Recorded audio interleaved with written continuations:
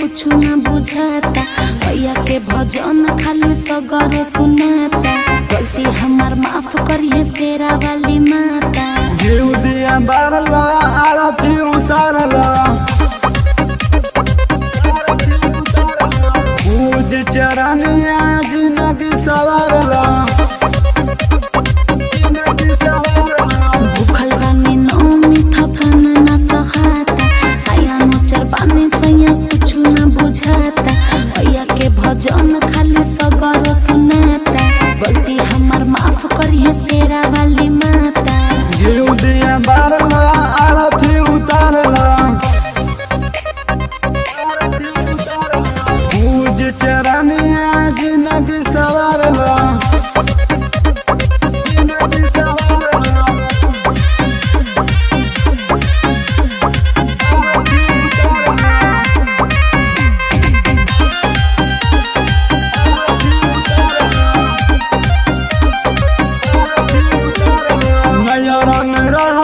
सिखलू नलू यहाँ पूजा पाठ में कलू मजबूर।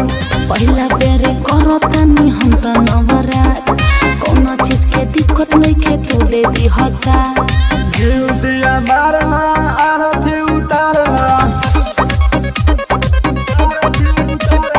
पूज चरनिया जिंदगी सवारला भूखल बानी नौमी थकान न सहाता। आया नोचर बानी सैया कुछ न बुझाता। भैया के भजन खाली सगरो सुनाता। गलती हमार माफ करिए शेरा वाली माता। जीव दिया बारला आरती उतारला पूज चरनिया जिंदगी सवारला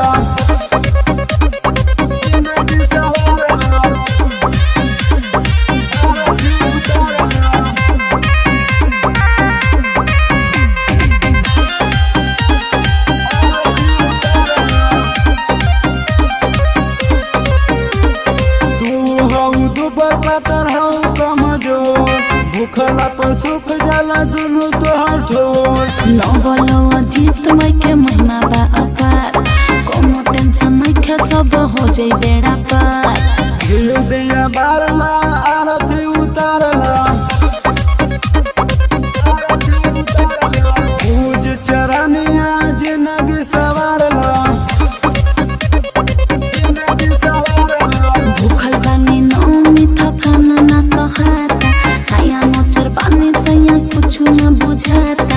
भैया के भजन खाली सगरो सुनाता। गलती हमार माफ करिए शेरा वाली